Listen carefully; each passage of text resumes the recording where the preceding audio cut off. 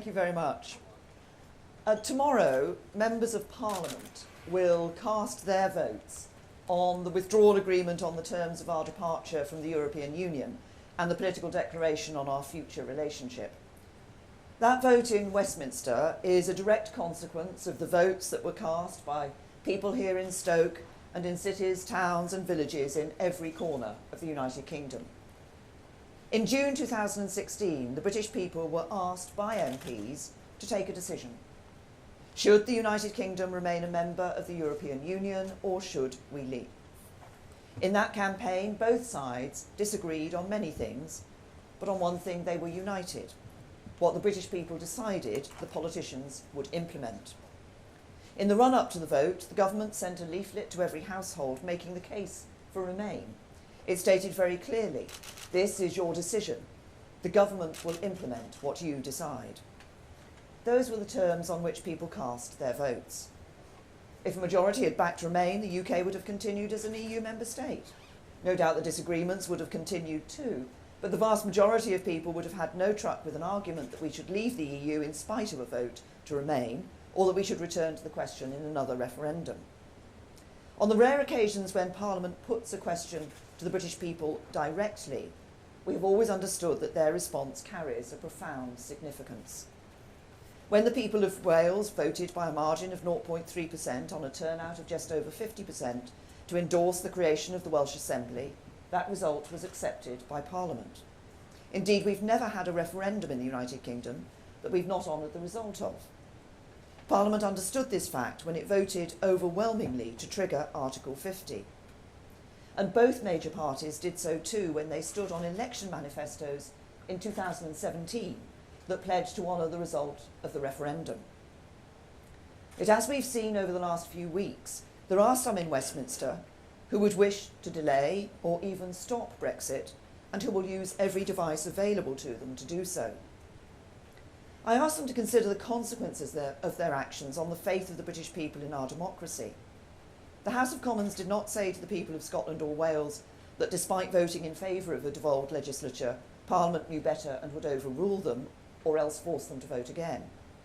What if we found ourselves in a situation where Parliament tried to take the UK out of the EU in opposition to a Remain vote? People's faith in the democratic process and their politicians would suffer catastrophic harm. We all have a duty to implement the result of the referendum. Ever since I reached an agreement with the EU on a withdrawal agreement and declaration on our future relationship, I've argued that the consequences of Parliament rejecting it would be grave uncertainty, potentially leading to one of two outcomes.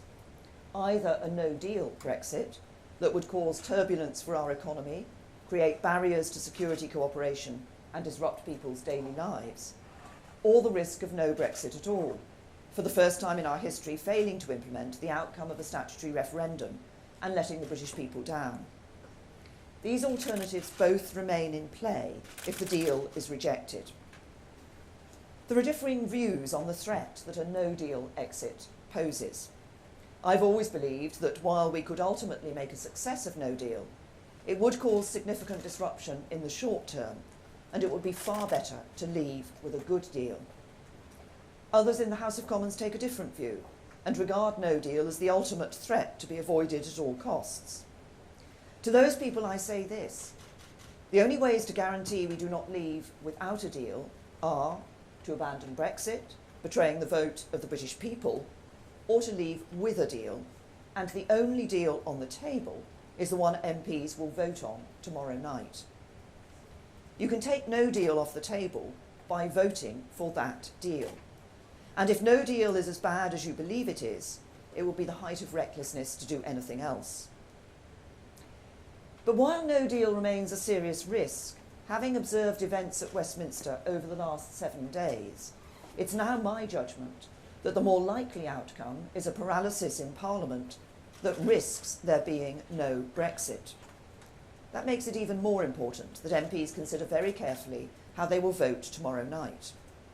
As I've said many times, the deal we have agreed is worthy of support for what it achieves for the British people.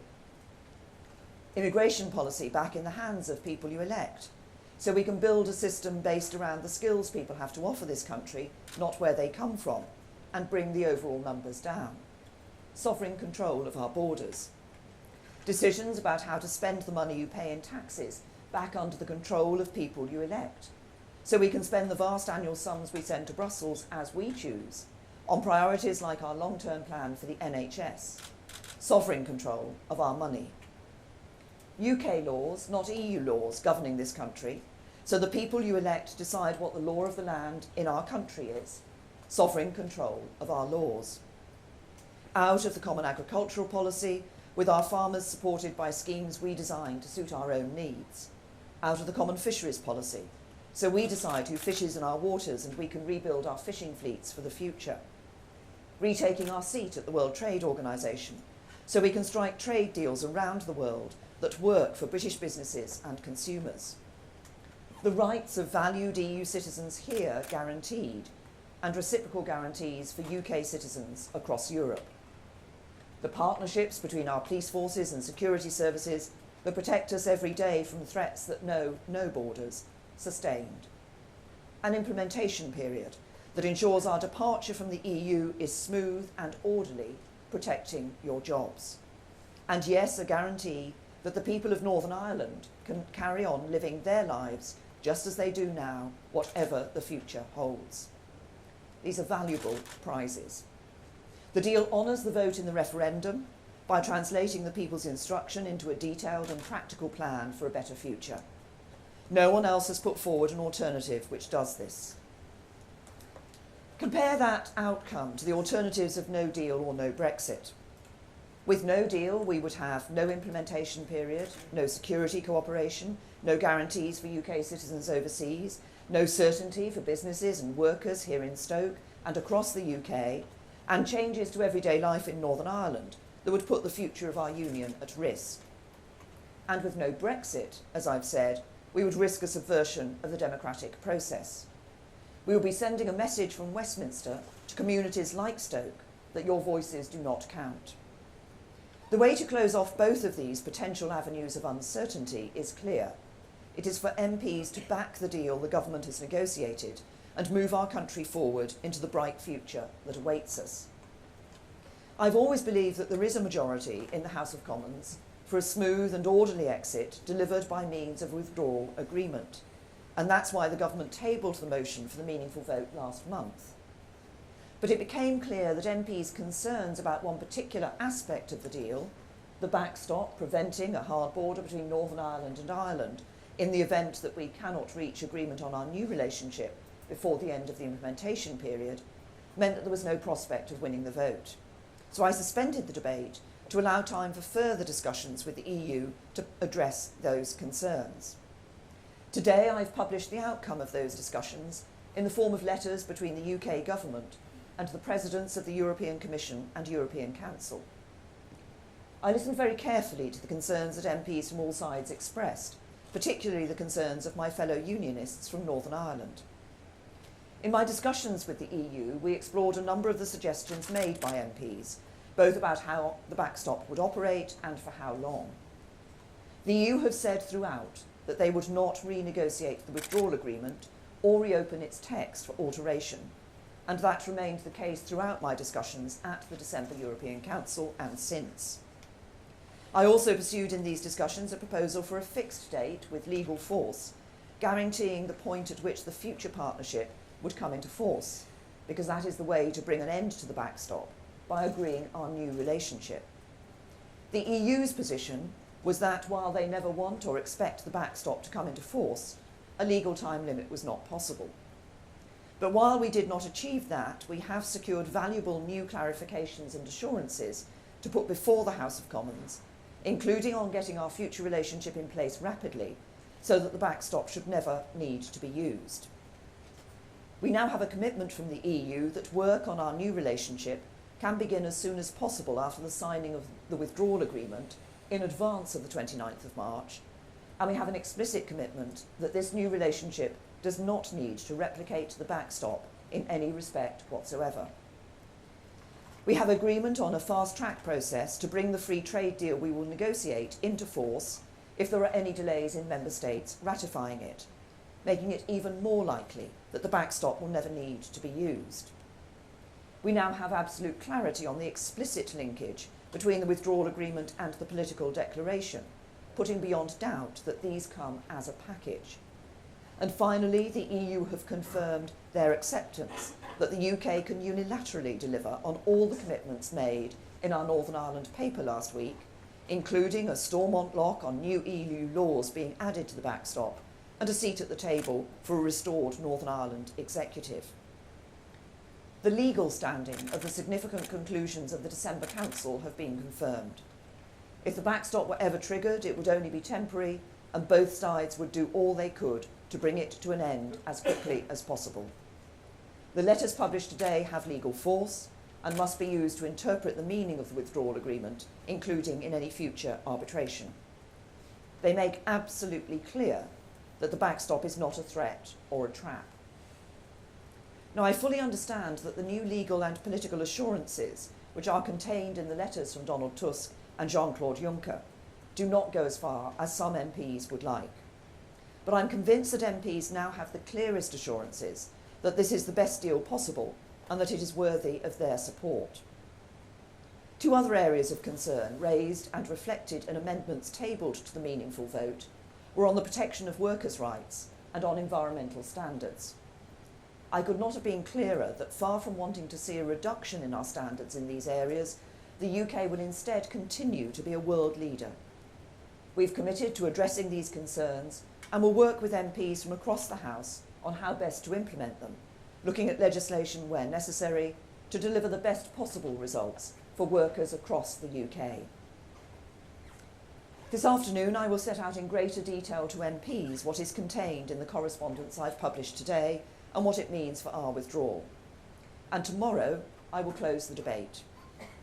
But as we start this crucial week in our country's history, let's take a step back and remember both what is at stake and what we stand to gain by coming together behind this agreement. Settle the question of our withdrawal, and we can move on to forging our new relationship. Back the deal tomorrow, and that work can start on Wednesday. Fail, and we face the risk of leaving without a deal, or the even bigger risk of not leaving at all. I think the British people are ready for us to move on, to move beyond division and come together, to move beyond uncertainty into a brighter future. That is the chance that MPs of all parties will have tomorrow night, and for our country's sake, I urge them to take it. Thank you.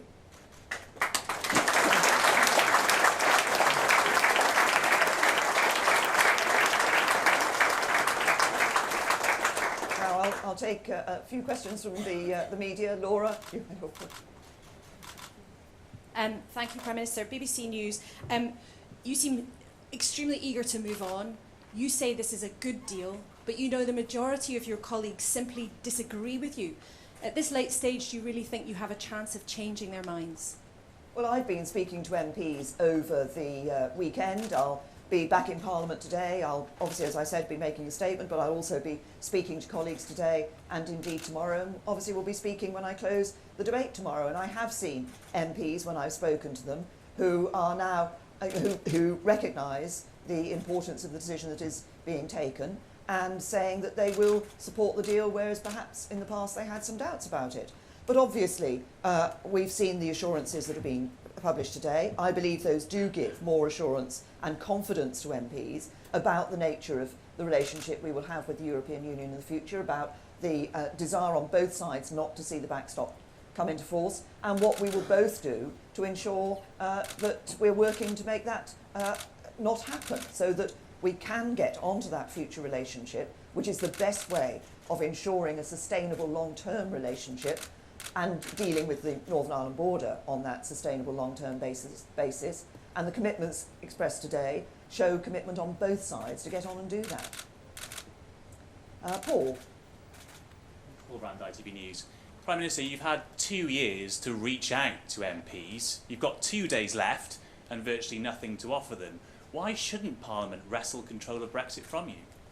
Well, first of all, over the last 2 years, we have, of course, been talking with MPs about the issues that they want to see raised, the issues that they've been concerned about, and the process that what I've been doing over the last few weeks, over the Christmas and New Year period, is having heard MPs in December in the debate, taking those issues to the European Union, and we have, you say we haven't achieved, we have achieved this exchange of letters which gives those further clarifications, which gives those further assurances, which I believe do give that further confidence to members of Parliament about the future relationship we'll have with the European Union and about both sides not wanting to use the backstop. But you talk about Parliament taking control. What I think is important is that we deliver on the result of the referendum. And what I'm concerned about from what we've seen, as I've said in my speech over the last few days, is the real prospect that we could see a sort of stymie in Parliament, or Parliament operating, or people in Parliament trying to operate in a way that frustrates Brexit. We have a duty to deliver Brexit, and that's what I and the government want to do, and it's what we are going to do, and I want MPs to recognise that as well. Jack? There's a mic. Jack Doyle from the Daily Mail. Prime Minister, you talked about workers' rights and environmental standards, but are you prepared to go further to attract the votes of Labour MPs? Would you be prepared to, for example, move on a customs union or any other issues? I've always been clear that we will not be in the customs union, because being in the customs union has with it other aspects which are not what people voted for. And what people wanted to see was us able to ensure that we could have independent trade policy. We're working, obviously, to ensure that those trade agreements we're part of as a member of the EU can be transferred to UK trade agreements in the future, and then want the opportunity to make those even better trade agreements for the UK. We can do that by having an independent trade policy, and in order to have that independent trade policy, it means not being in the customs union. Francis, you have. Prime Minister, you've been very clear about what you say is the damage to public faith if Brexit doesn't go ahead at all. Which has most democratic legitimacy, a Brexit deal imposed on you by Parliament, or a no-deal Brexit that wasn't on the ballot paper? Well, first of all, for those who don't want to see no deal, as I've said, then they have to agree a deal. You talked about a Brexit deal imposed on by Parliament. Actually, I think if you look at what's been said across Parliament, nobody has yet come up with an alternative Brexit deal that is negotiable, and that actually, nobody has come up with an alternative Brexit deal that is negotiable and that delivers on the result of the referendum. And that's what we must remember. This is not just about negotiating a deal, it's about negotiating a deal that delivers on the result of the referendum, taking back control of money, laws and borders, but also ensures that we do it in a way that maintains jobs, maintains security, protects jobs and security, and protects our union, and that's what the deal does. Did I see Nick from Sky? Good morning, Prime Minister. Nick Martin from Sky News. I just want to add to a question that was mentioned earlier, and it'll perhaps understand where you are in your own mind right now as you stand here. Do you believe that you can get this through tomorrow? I'm sure you hope you will, but do you actually think you will? Well, I'm working to ensure that we get members of Parliament voting for the deal tomorrow. I believe it is important that we deliver on this result, that we don't see a situation where there's a risk that Parliament tries to frustrate Brexit. I think over the last few days we've seen that risk increasing. I want to ensure that we deliver on the referendum, that we leave the European Union, and I want to do it on the basis of a good deal that protects people's jobs, protects our security and protects our union. Jess. Prime Minister, the EU are offering an extension of Article 50 potentially until July. Do you categorically rule that out? I don't think, look, we're leaving on the 29th of March. I've been clear that I don't believe we should be extending Article 50, and I don't believe we should be having the second referendum. We have that instruction, we have it from the British people to leave. I believe it's our duty to deliver on that. I want to do it in a way that is smooth, that is orderly, as I've just said, protects jobs and security and protects our union. And now one last question I'll take from Philip Corrigan from the Stoke Sentinel. Phil Corrigan, Stoke Sentinel. You say it's important that people in Stoke-on-Trent feel that they're not being ignored, but it seems that most of the people that are in favour of Brexit don't feel that what you're offering is Brexit. And obviously the people that are opposed to Brexit don't support your deal either. So who exactly are you doing this for? Well, the people of Stoke, I mean, the people here in Stoke, I think, voted nearly 70% to leave the European Union, and that's what we're delivering, and what I and my government will be delivering. And it's, I think, for many people when they voted, obviously people had a number of different things, reasons why they voted. I think there were some key things that were crucial. I think bringing an end to free movement, so we took control of our borders, was one of them. I think bringing an end to the jurisdiction of the European Court of Justice, so we took back control of our laws, was another. The deal delivers on both of those. It also delivers on taking back control of our money by not sending, continuing to send vast annual sums of money to the EU every year. And it delivers an independent trade policy and gets us out of some of the policies people have been concerned about, the common agricultural policy and the common fisheries policy. I think those were the things that were of concern to people when they were voting. And they wanted us to be able to have our independent trade policy and make decisions about who comes to our country for ourselves, for example. And that's exactly what the deal delivers. So I believe it delivers on the result of the referendum, it delivers Brexit. But in doing that, it would protect jobs, security and our union. Thank you.